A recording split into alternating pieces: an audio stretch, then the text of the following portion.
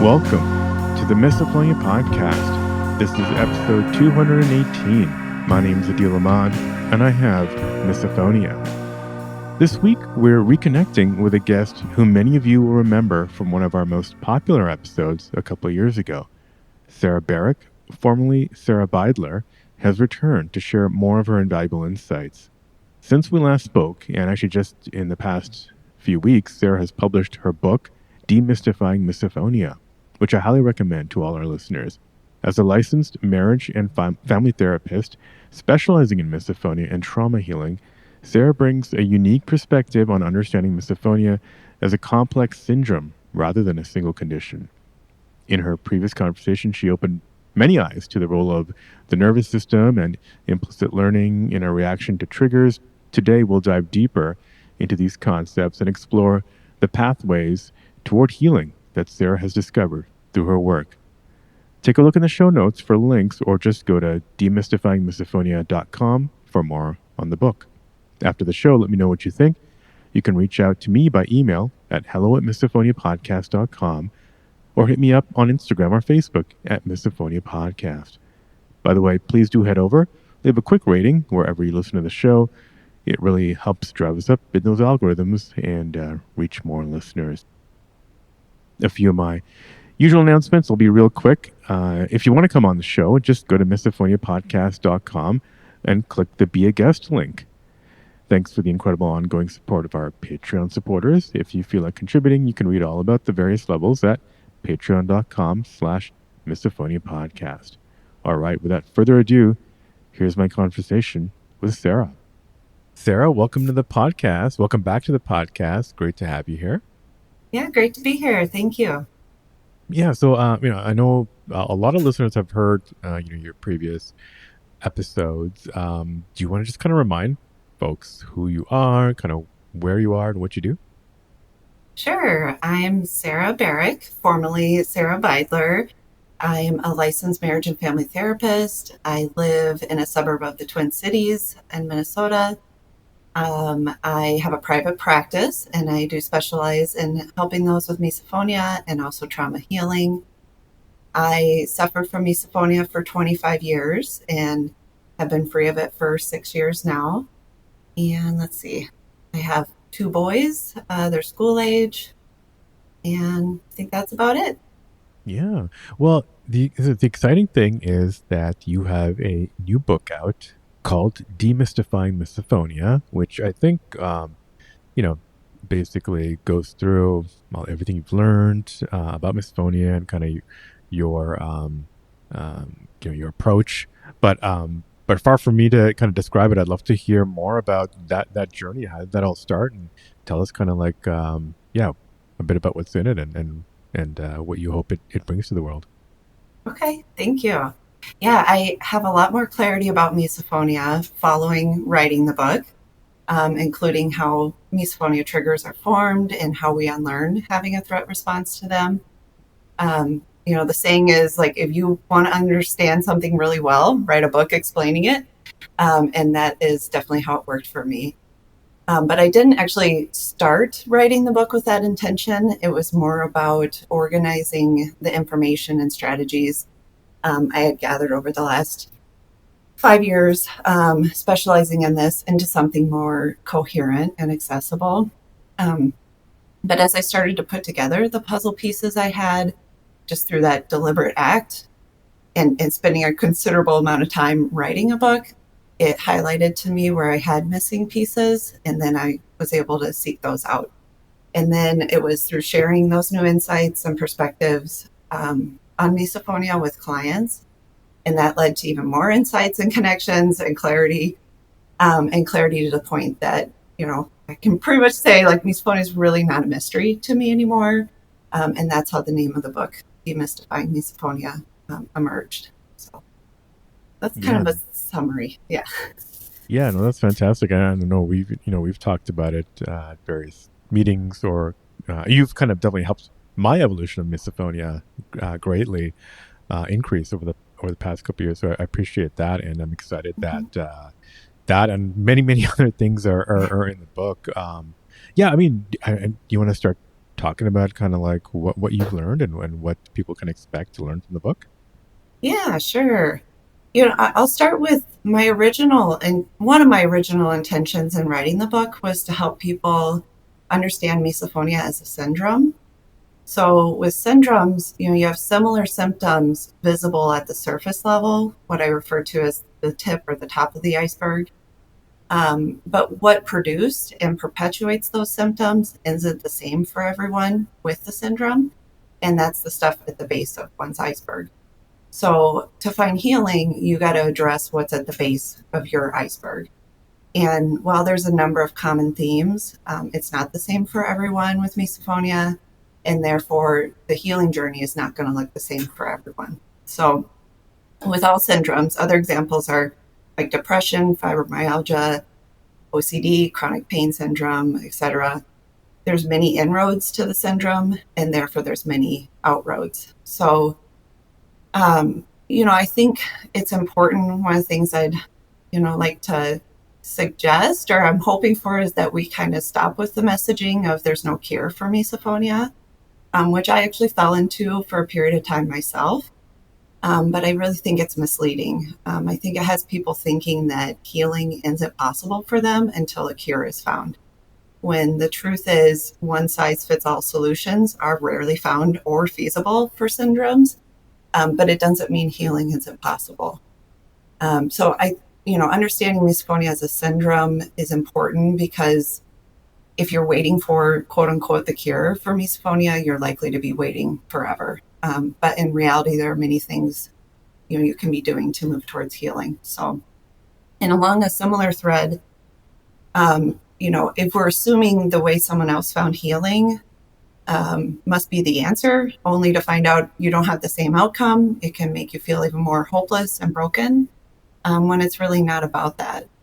It's about that person found healing because that method was a match for what was remaining at the bottom of their iceberg, and it happened to not be a match for yours, or it didn't target all of your remaining iceberg layers like it did for them. So, and then one other thing in terms, of understanding it as a syndrome is knowing that syndromes typically do not have a singular solution or a singular box to check to find relief. There's likely to be a number of factors or layers that have to be addressed at the bottom of your iceberg. But again, there's themes with those layers with misophonia icebergs, things like perfectionism, troubling family dynamics, poor emotional boundaries, shame, unresolved trauma, maybe lots of repressed emotions, a lack of nervous system agency. A really common one I see is the person being a highly sensitive person, but that not being acknowledged, and therefore the unique needs that come with that aren't getting met. It can be unaddressed pre-existing conditions. Those are the most common ones I see. And the common denominator with all of the risk factors I just named is that they result in having a narrow nervous system window of tolerance. So do you want me to talk a little bit about what I mean by that narrow nervous system window of tolerance? Absolutely, yeah. Especially as someone who, in his mid 40s, didn't really fully understand what a nervous system was, what could impact it, and how to kind of like think about it. I think there are a lot of people. Not that I'm particularly well informed on any other things, but I think a lot of people are probably curious and could definitely benefit from this. Yes, please continue. Okay.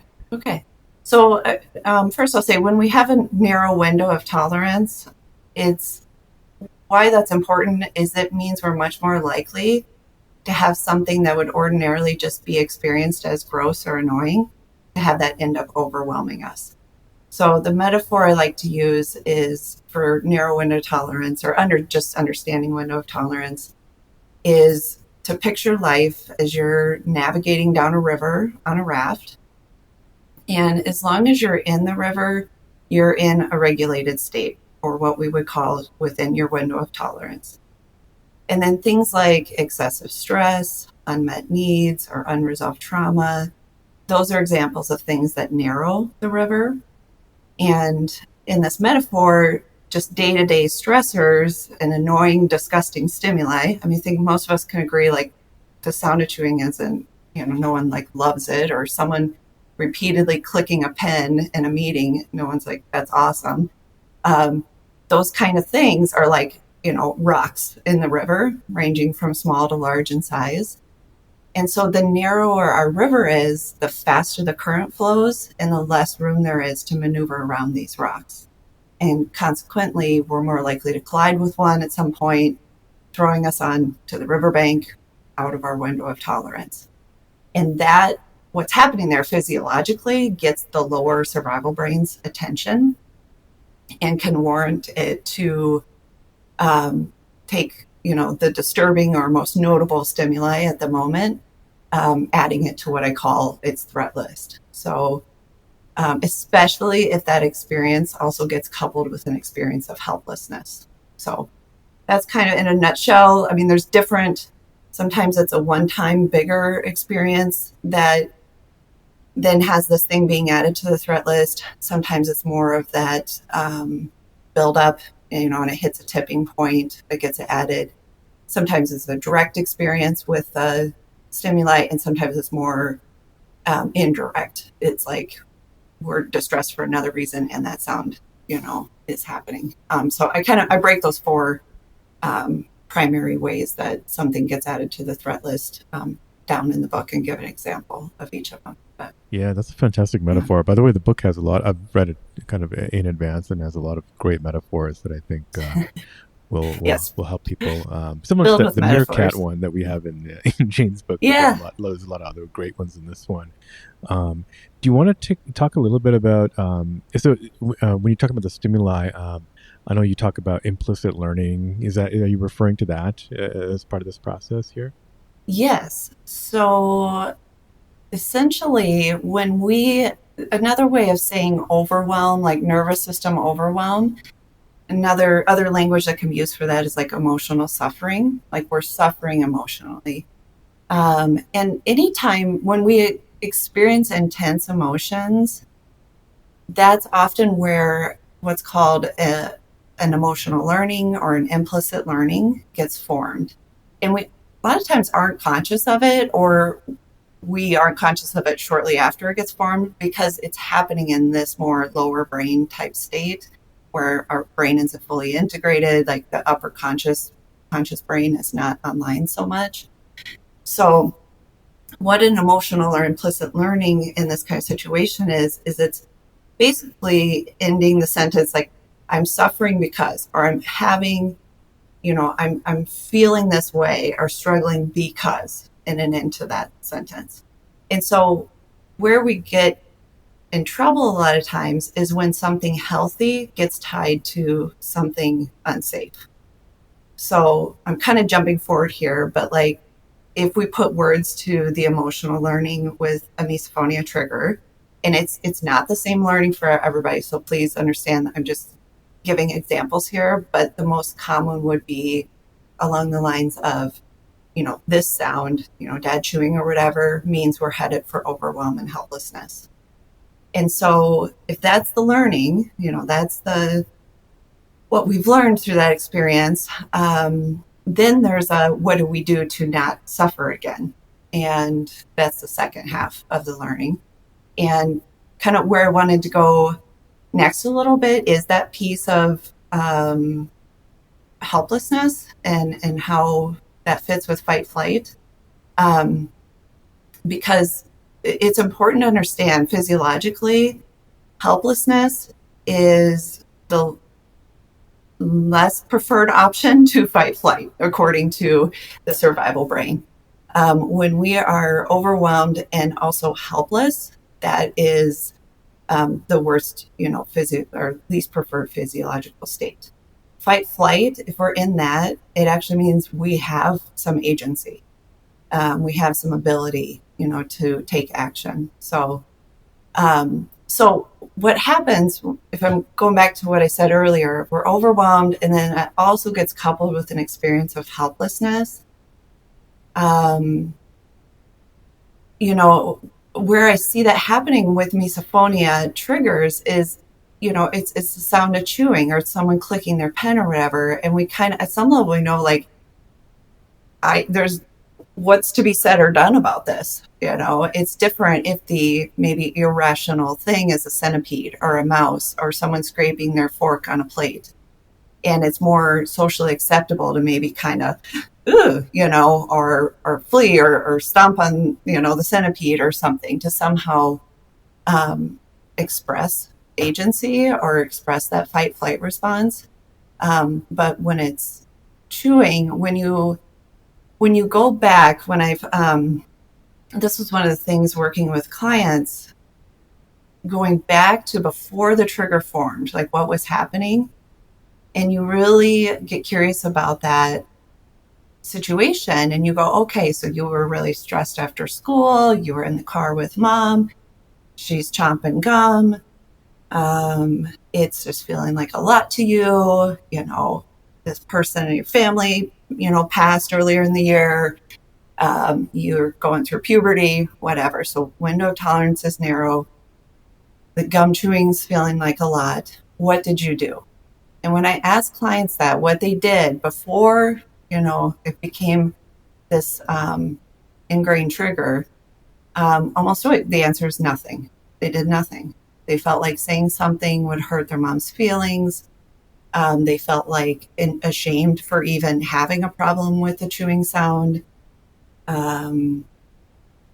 They shut down, whatever. They didn't know what to do. And so, of course, we kind of more easily end up helpless in a situation like that because there's often a number of things converging in a moment like that has us overwhelmed by the chewing sound, and we can't piece that all together in that moment.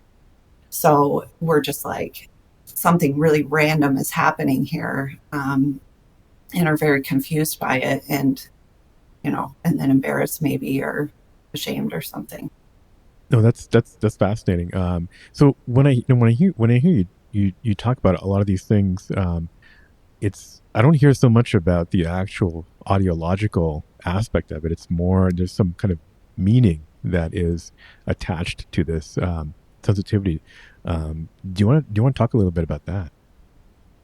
Yeah, there's kind of a couple ways that ties in. So if we're still sticking to let's stick to risk factors at first. So, one of the main risk factors is that narrow window of tolerance. But another risk factor can be when the sound or visual or behavior this other person is doing symbolizes something additionally disturbing or revolting or infuriating. That can then heighten one's arousal and also make the sound or the visual that much more or less tolerable.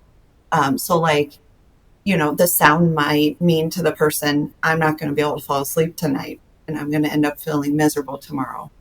Or the gum chewing sound might mean I'm going to struggle to stay focused on this test and do my best. Or the sound might mean my mom or dad isn't healthy, or my partner is inconsiderate. And those meanings can be subjective or objective, but typically by the time someone seeks therapy for misophonia, they've disconnected from the deeper meaning or meanings associated with their triggers and just fully focusing on the trigger itself as the issue. But whether they're aware of the meaning tied to the sound or behavior, whether they're aware of that or not, it still significantly influences how they are processing that sound or behavior. So that's one piece of in terms of meaning. And then we have, once we've had the experience of overwhelm and likely helplessness, there's a meaning that comes out of that. So when humans just have a need to make sense of their suffering, and they will do that whether they have all the information to connect the dots correctly or not. And so again, when there's kind of a number of things converging here, it's going to be pretty hard for us. I mean, what kid knows about narrow window of tolerance? It's like, oh, I might be having a hard time here I didn't know because that as an adult. So. yeah. So for me, I was riding in the car with my mom to my clarinet lessons and struggling through gum chewing. And I was not at all taking into context that, I was anticipating being shamed by the teacher, which, often he was a very talented teacher, but very strict. I don't think I ever practiced enough for him. And, I'm a highly sensitive person, so I take that really to heart.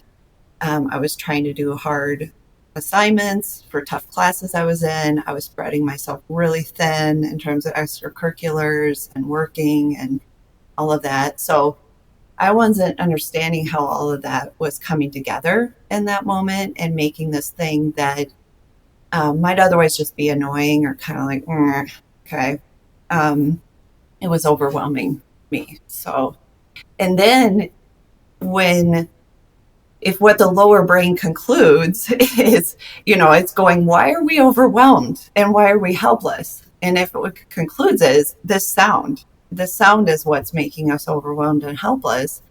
Now, when it encounters that sound in the future, it's because it's on the threat list, it has the option to activate the fight flight response as a response to it. And then we get, we're even more confused. Like, I'm having this huge emotional response and like all this, these defensive urges in my body to get the heck away from this thing or get it stopped. But yet it's gum chewing. Like, that makes no sense.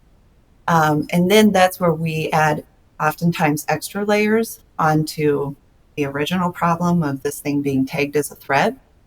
So we're like, I need to make sense of why, what does this mean about me that I'm having this irrational response, we think, to this thing? And often we might conclude I'm broken, or I'm a brat, or something about ourselves. Or find younger people, they often go more in the direction of my brother, sister, whoever must be intending to make me feel this way. They must be trying to make me feel mad.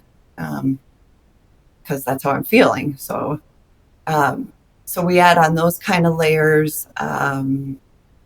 We, now at this point that it's a trigger and we're being fueled with all this fight flight energy and chemicals and emotions, it's most likely at some point you're going to express it, especially with the people you're around with. And then that starts to cause tension in relationships, and there's more confusion.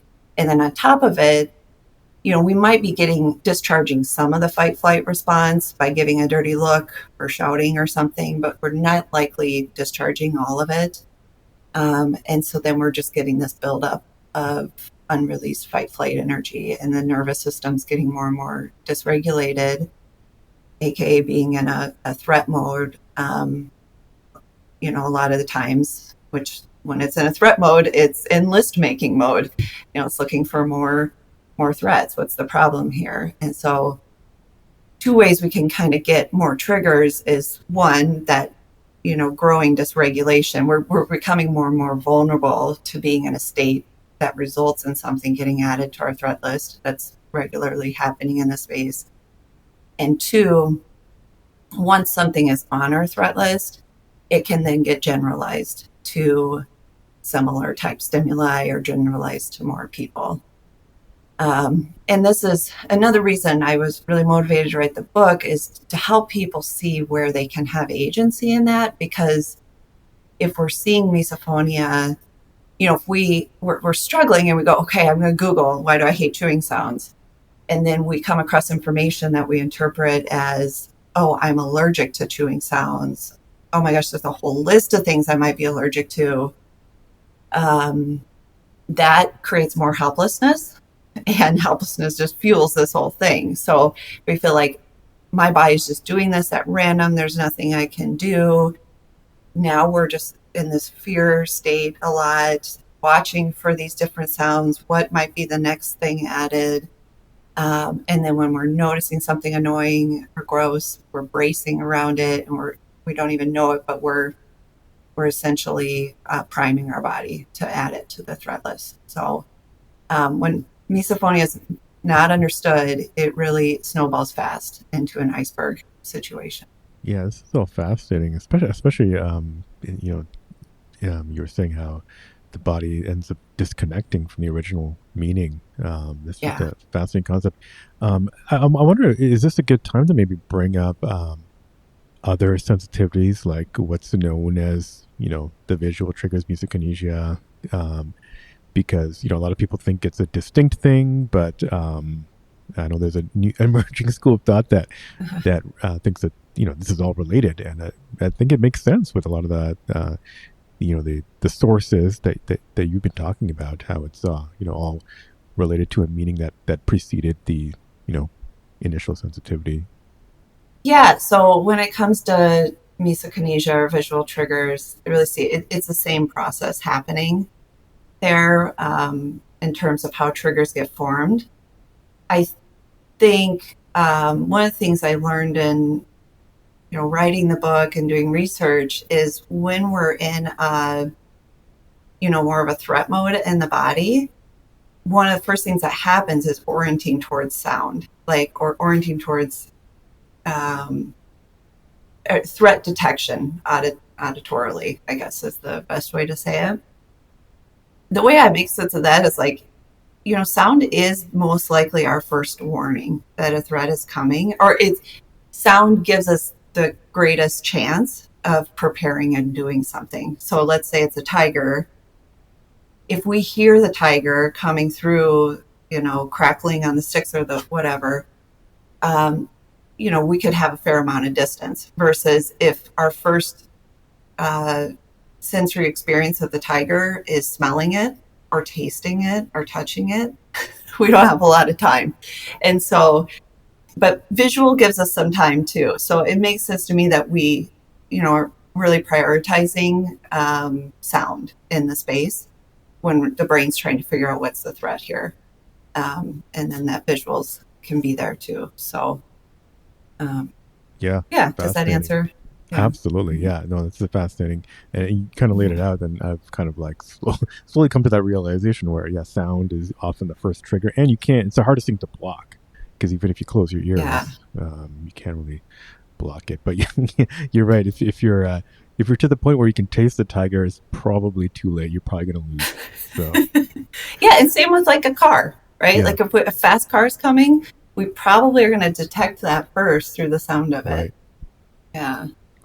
So And I'm then wondering. Yeah, yeah. Go on. one other risk factor, quick, is, and this falls within the helplessness category, but just having a lack of nervous system regulation strategies. Hmm. So like go back to my example in the car on the way to lessons, like I didn't have an understanding of how I might alter my breathing, or shift my attention to a resource, like maybe my feet or legs feeling calm, or to grab something cold to calm my body, or to even advocate for myself, say, hey, I don't know, that sounds just a lot for me right now. Um, so this just kind of not knowing how to work with the physiology and the arousal that's showing up. That's one of the common risk factors I see too. So Okay, yeah, this is fascinating. So we've talked about obviously implicit learning and narrow window of tolerance, and all the different ways that people get that bottom of the iceberg can form. Maybe let's talk about unlearning and kind of what you've learned, what you've seen has worked, and kind of how you think about that. yeah, perfect. Yeah. So in short, like getting free from misophonia means unlearning the triggers as a threat. And we're unlearning essentially that fight flight is the necessary response to these things. Um, so, the scientifically proven process for unlearning and a lower brain learning is called memory reconsolidation. And I like to use the metaphor of a computer with this, like the files on a computer. So, memory reconsolidation involves opening the file of the target learning, the one that we're wanting to modify and unlearn. And the way we do that, we have to get in touch with the emotions of that learning, or feel it in the body, that learning. And then while that file's open, we need to bring in evidence that contradicts the learning.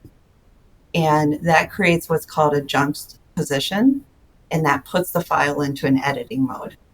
So it's almost like it takes the file out of like being a zip drive and making a Word doc, that we can edit. And while it's in editing mode, that target learning can be unlearned. Um, the key piece is bringing both learnings, the old and the new, into the same space within that label, modifiable state window of time. And the contradictory evidence or learning must be experienced as true by the client in order for it to have an unlearning effect on the original emotional learning. So let me make it more tangible. I'll put the learnings into words, just knowing implicit learnings don't exist in words prior to someone coming to therapy. And coherence therapy is it's a memory reconsolidation method. It's my preferred one. And it's big on actually putting words to what is the belief or the schema, the implicit learning that the person holds. And again, we need it to be specific to that person. So everyone with misophonia does not have the same learning at the base of their misophonia. But if I'm going to give you an example, the most common would be something like, this sound means we're headed for overwhelm and helplessness.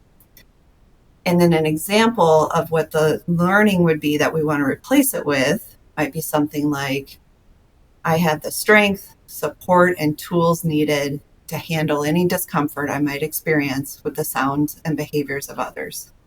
I'm doing what I need to maintain a healthy window of tolerance, and I'm fully capable of staying in control, and I don't need to fear ending up overwhelmed, out of control, or helpless.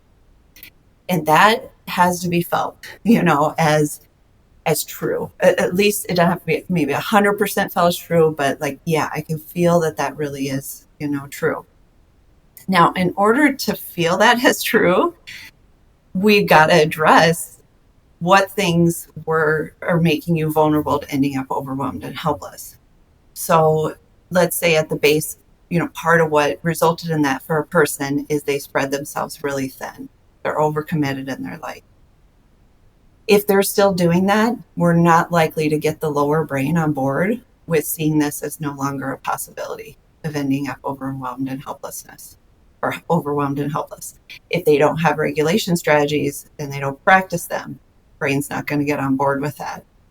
If someone's a perfectionist, way high standards for themselves, they're not getting the sleep they need, they're not getting the time in nature they need or whatever, we're not likely to get the lower brain. We're not going to be able to really feel the truth of that new learning.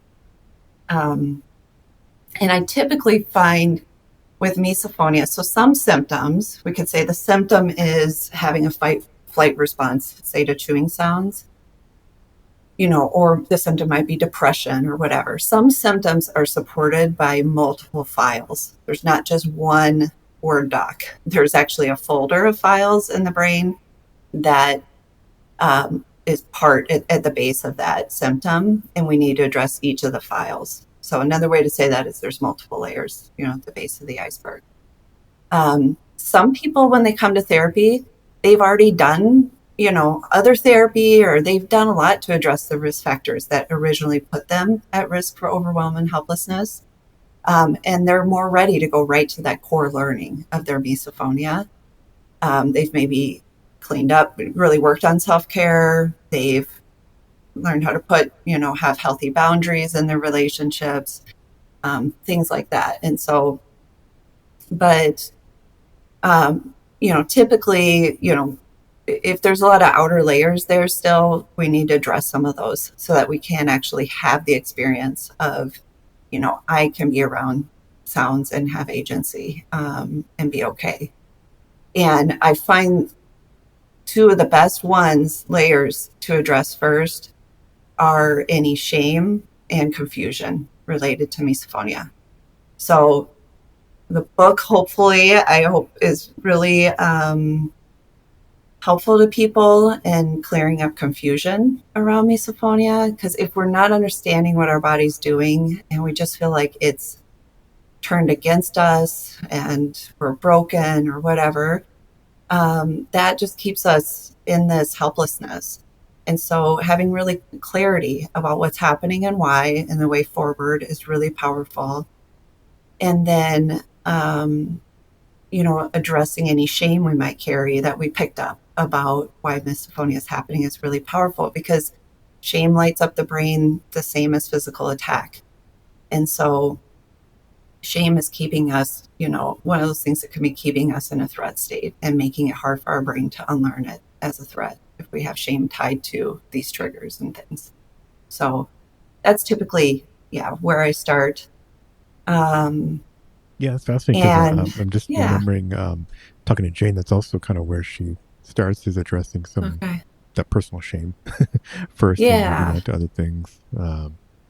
Yeah, another fascinating thing you just mentioned, which I'm starting to think about a lot, is how you said a lot of people come to therapy and they've already addressed a bunch of things in the past, and going back to what you said about people have different paths into this iceberg.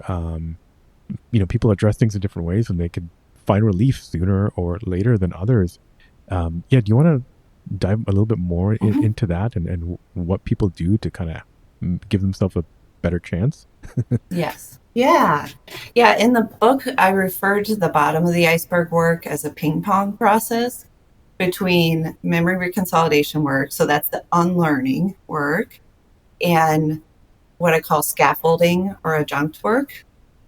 So as a metaphor, memory reconsolidation, this is, I don't know, this is the best metaphor I could come up with this one. It's a little out there, but memory reconsolidation work is like replacing a piece of fascia board on a multi-story house. So fascia is the trim board that runs along the edge of the roof. So if we're like, okay, that board is outdated or it needs to be replaced, um, what's going to help us replace that board is the scaffolding work, or we call adjunct work. And that's, the ladder or whatever that helps us get up there to make it much easier to replace. So another way to look at that is like memory reconsolidation work. That's done doing methods like internal family systems, EMDR, somatic experiencing, coherence therapy. There's a number of them I list in the book. And scaffolding is a little more kind of CBT type methods and psychoeducation.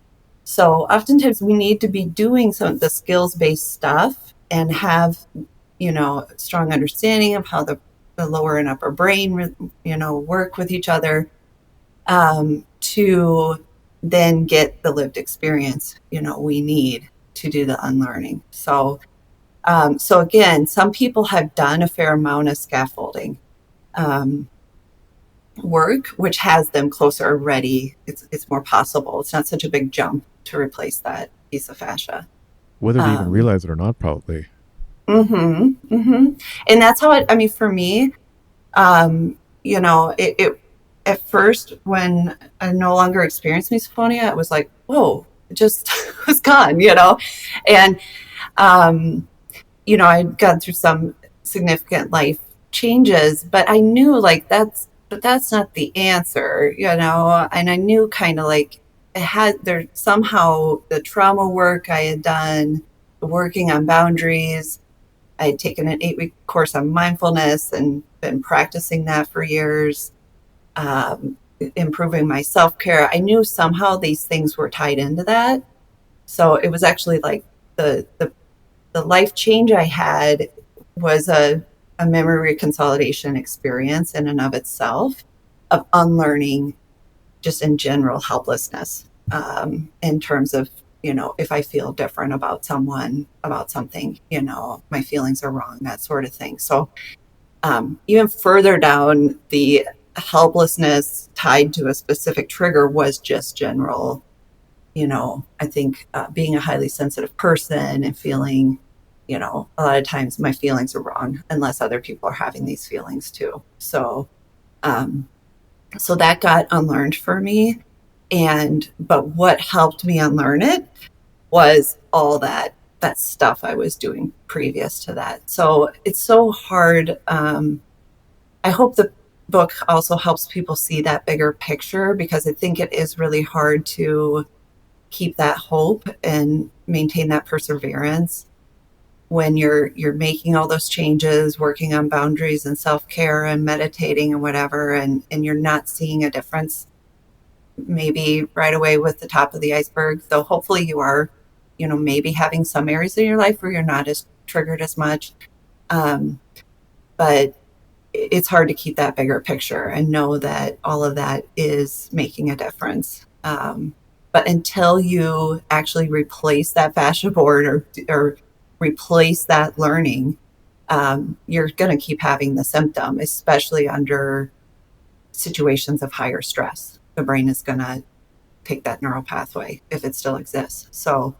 Um, so in short, just kind of conclusion, like what we're looking to identify is, what risk factors contributed to you experiencing overwhelm and helplessness, which ones have been addressed, and which still need to be addressed. And so that's kind of how I'm hoping to help people streamline, their process is, with the book, help as they read it, really see and come to understand what were those risk factors for themselves and what's still there and what's not. And then I think it is helpful to have some understanding of what that memory reconsolidation process is. I know it keeps me more, when I'm doing my own work in therapy, keeps me more focused. A lot of us like to kind of stay at a heady place. We'd rather just talk about our problems. But if we really, if part of why we're having the issue is there's a lower brain learning, we got to do that. That has to be worked with in a lower brain way. It can't be resolved at the cognitive, just talk therapy level. So. Yeah, so I mean, what you're saying is it's a very multi-dimensional, multi-layered problem Mm-hmm. that in a one-dimensional world that's kind of Yeah. seeking Yeah. a quick fix. Um, Yeah. and I think another thing that I've kind of realized is like all these things to tackle misophonia have a lot of other benefits in your life, and potentially one of Yes. the not the slight silver lining of misophonia is that if you Uh-huh. really take it seriously, and how to address it, you're actually addressing a lot of core, maybe hidden things that the misophonia is trying to um, be the flashlight for you, kind of show you. Exactly. Exactly. And, a lot of people that have found freedom, that is, looking back, they're grateful for their misophonia. They're like, it led me to areas of my life that I didn't realize I was, believing something really unhealthy for myself, or was carrying this burden, or had this unresolved trauma, whatever. So, Paige, I've been working with Cresta Dalrymple and Sephora Weisman to gather these stories, first and foremost for our own learning as providers, and to better identify themes and stuff, but also just to share that message of hope. And Paige is one of the people we interviewed, and she's like, I see my misophonia as this just treasure chest of I just keep going back to for um, understanding myself more fully and becoming more liberated. And it really is the case that the things that are going to be involved in your journey to freedom are going to help you in a number of other ways in your life. So it's a gift in a lot of ways. Yeah, Paige is actually, I think I've interviewed everybody you just mentioned, and Oh yeah, yeah, Paige was a great probably. episode as well. If people want Yeah, to go back and listen, she has a really wonderful mindset about it. Yeah. yeah, fascinating. I mean, yeah, this little final bit there, especially I think is very under talked about, underappreciated in the misophonia community. I think so. I'm glad we're talking about it. I mean, I don't know. One other thing that came to mind is just now that we're talking about this multidimensionality, there are a lot of people out there. And by the way, you can skip this, but there are a lot of people out there who are looking for that quick fix, offering that quick fix, and people seem to be being helped. But I don't know, do you want to frame that in terms of everything that you've kind of just talked about, in terms of the different ways Yeah. in and different ways out, just to kind of give people I something to think about while they're reading and hearing about these stories? Yeah, thank you. A couple things to think about if you're hearing of a quick fix. I'd have to know specifically that situation to speak to it specifically, but it can be, it could be that that person has done a lot of scaffolding, and that thing that they just did that appears to be the quick fix was actually the final layer, that they needed to remove. And most likely that was the memory reconsolidation. It got at the root of their what needed to be unlearned. So that was the case for Brooklyn Bish. We interviewed her as well, and it was primarily rapid resolution therapy at the end of her journey that then she no longer experienced misophonia.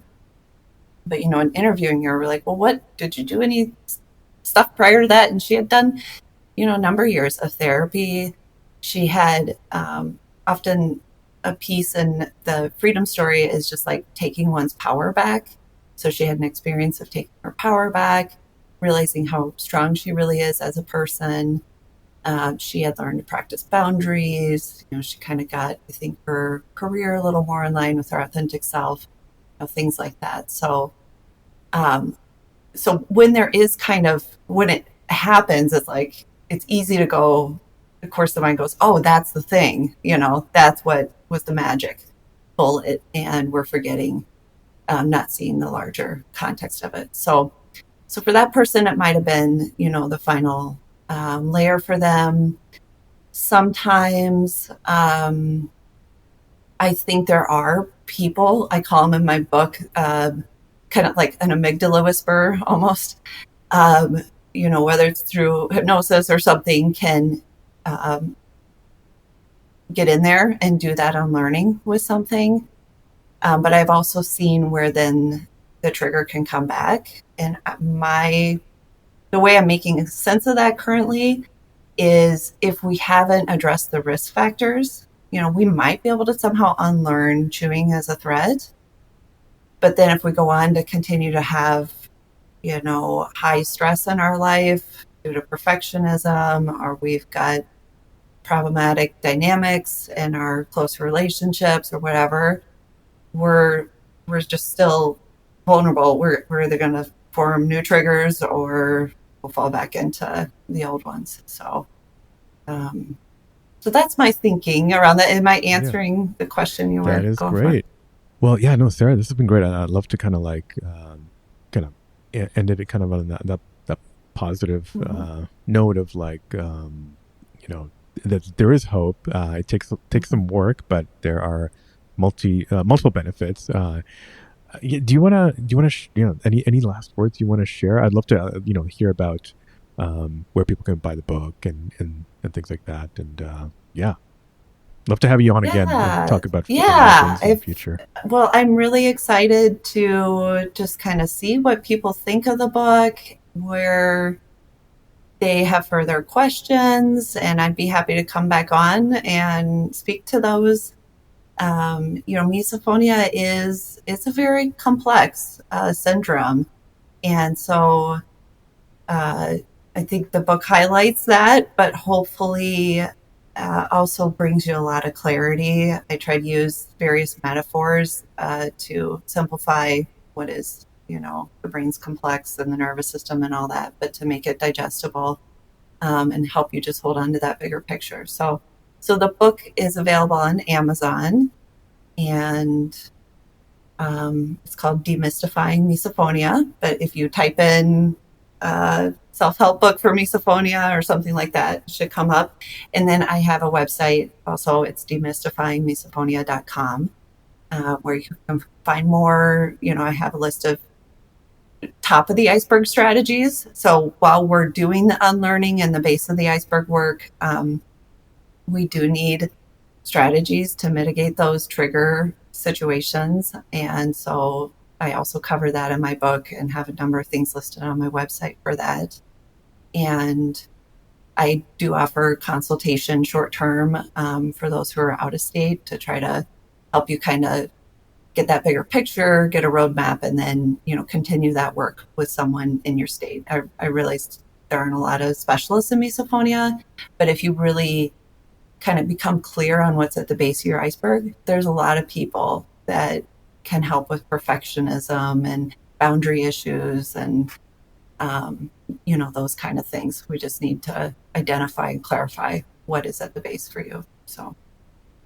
Awesome. Yeah, no, I didn't realize you had your website that actually has, some of the material that you've talked about, so people can go check it out and see what clicks if it clicks. Hopefully after this episode, which was amazing, I think people will realize a lot of the benefits of this thinking and approach. So yeah, I'd love to have you on again, obviously, and thanks again, and looking forward to Thanks seeing so much for having me do. on, Adil. Thanks again, Sarah. Congrats again on the book, and I'm excited to hear what people think when they read it. You can go to demystifyingmisophonia.com for more. If you liked this episode, don't forget to leave a quick review or just hit the 5 stars wherever you listen to this podcast.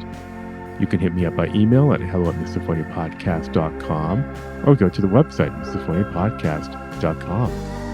It's even easier to send a message on Instagram at Misophonia Podcast. Follow there, and Facebook. And on X, it's Misophonia Show. Support the show by visiting the Patreon at patreon.com/Misophonia Podcast. The music, as always, is by Moby. And until next week, wishing you peace and quiet.